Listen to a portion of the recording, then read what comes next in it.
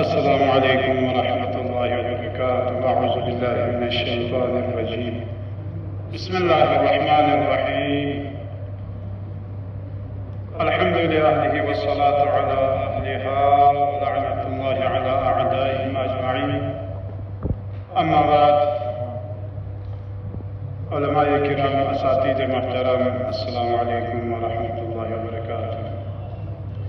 استقبال محرم الحرام اور تکریم علماء و مشاہیر کا کانفرنس کے توسط سے خاندانی زندگی میں اخلاق اسلامی کا مثبت کردار، اس عنوان سے ایک مختصر مقالہ جو تقریباً 15 صفحات پر مشتمل ہے،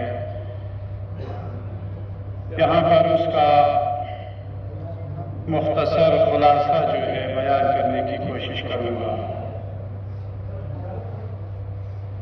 اسلامی نقطۂ نگاہ سے شادی کی بنیاد سے بڑھ کر زیادہ پسندیدہ بنیاد نہیں ڈالی گئی، کیونکہ شادی کی بنیاد عشق و محبت کی بنیاد ہے۔ اس لیے رسول خدا نے فرمایا، جو جوان اپنی نوجوانی میں شادی کرتا ہے تو شیطان چیخ چیخ کر واویلا کرنے لگتا ہے اور کہنے لگتا ہے، اس نے مجھ سے اپنا دین کا 2/3 حصہ محفوظ کرایا۔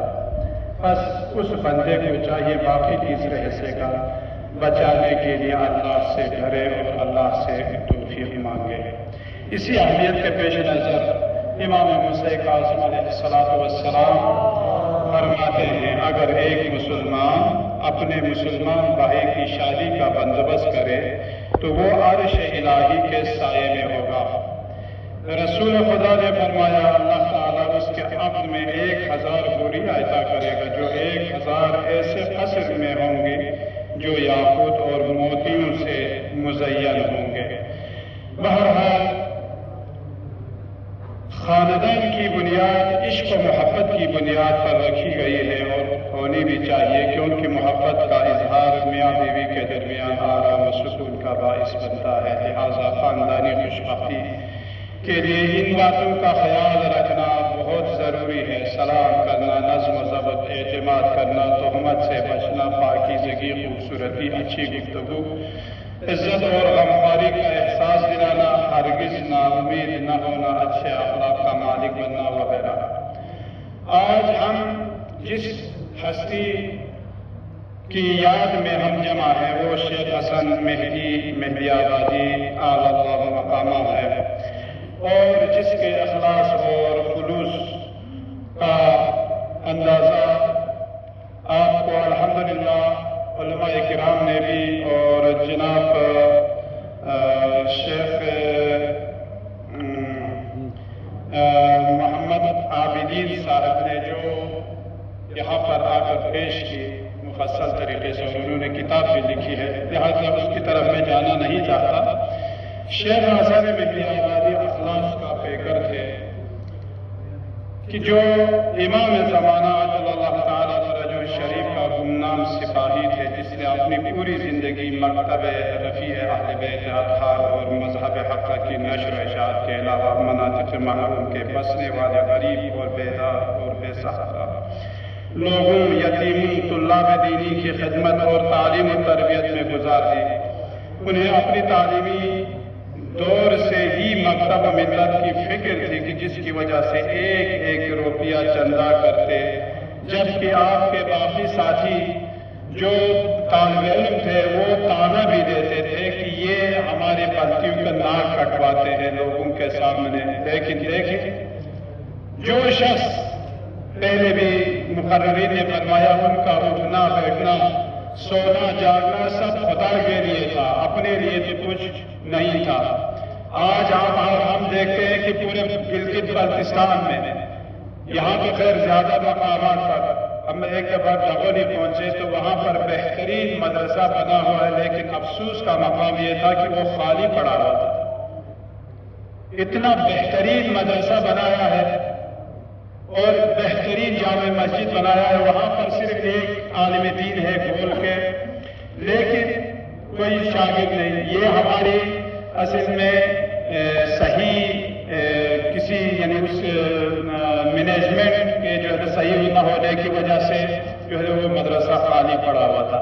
تو گلگت بلتستان کے مختلف گاؤں قریہ تک ان مدارس کا، مساجد کا، امامیہ حسینیہ کا جال انہوں نے بچھایا ہے. آج صرف ہمارے آپ کے لیے صرف وہاں پر جا کر تبلیغ کرنے کی آپ کی زحمت ہے.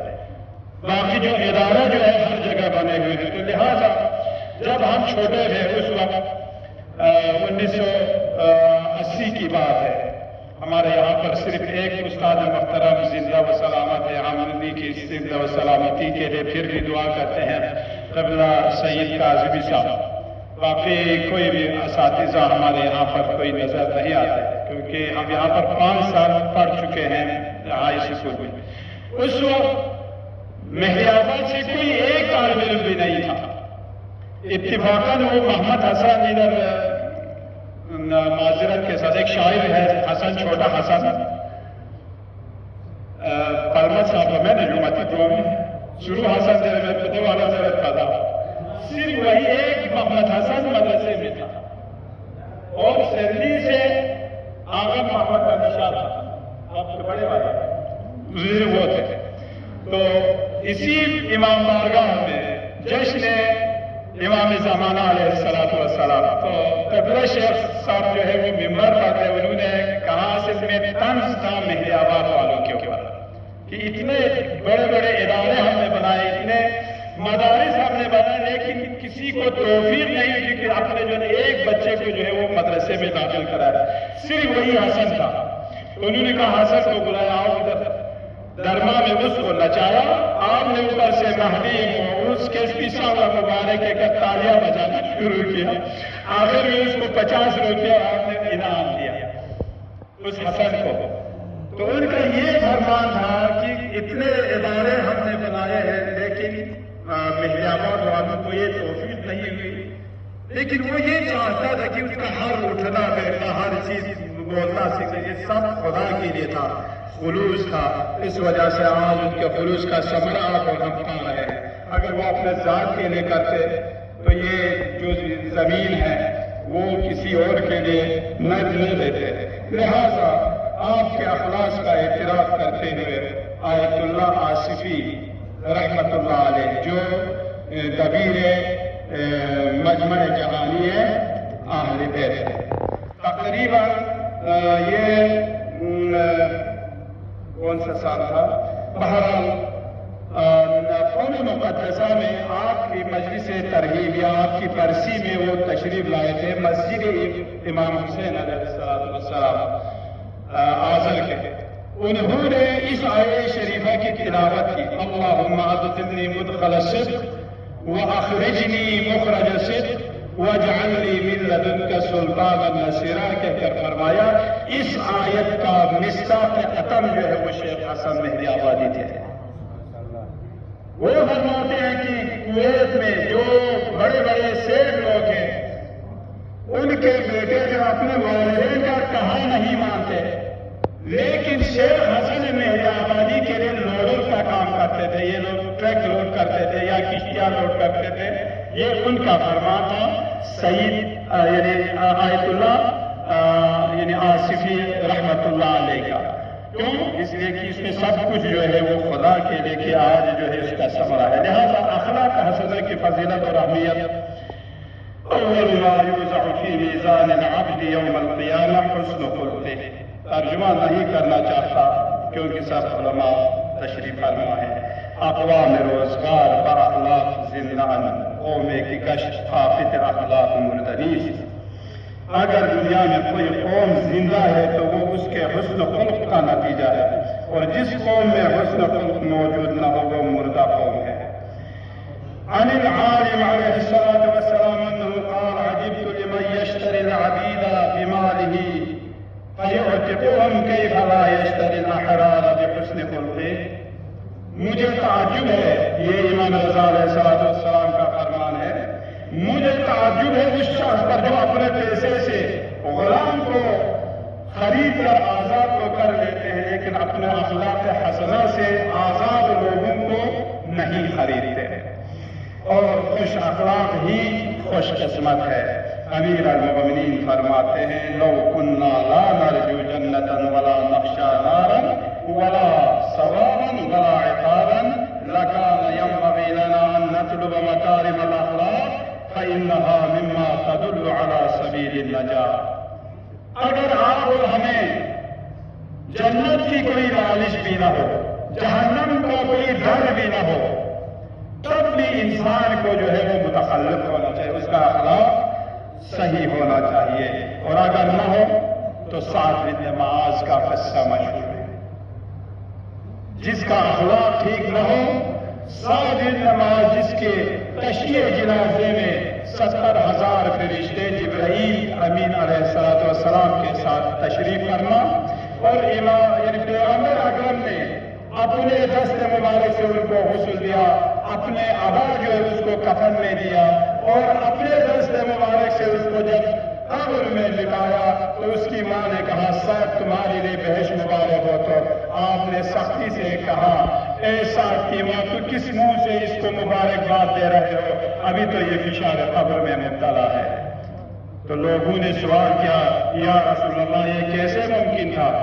کہا کہ یہ اپنے اہل عیال کے ساتھ بد اخلاق تھا، مار پیٹ والی بات نہیں، یہ بد اخلاق تھا. اس لیے تو آپ سے جب سوال ہوا آپ ننگے تھے اور ننگے سب اس کے تشییع جنازہ میں تھے، اور کبھی آپ بائیں طرف کندھا دیتے تھے تو کبھی بائیں طرف، کبھی پیر کی طرف، کبھی سر کی طرف. تو انہوں نے کہا میں بھی جبرائیل امین اور باقی فرشتوں کی مشاہدہ کر رہا تھا کہ وہ جب دائیں طرف آتے تو میں بائیں طرف، اور جب وہ لوگ پیروں کی طرف تو میں سر کی طرف اس کو کندھا دیتے کرتے تھے.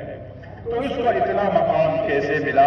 تو فرماتے ہیں کہ وہ اٹھنا بیٹھنا ہر حالت میں وہ سورہ اخلاص کی تلاوت کیا کرتے تھے. اتنا بڑا مقام ہونے کے باوجود بھی فشار قبر میں مبتلا تھا. کس وجہ سے؟ اخلاق تھوڑا تند ہونے کی وجہ سے.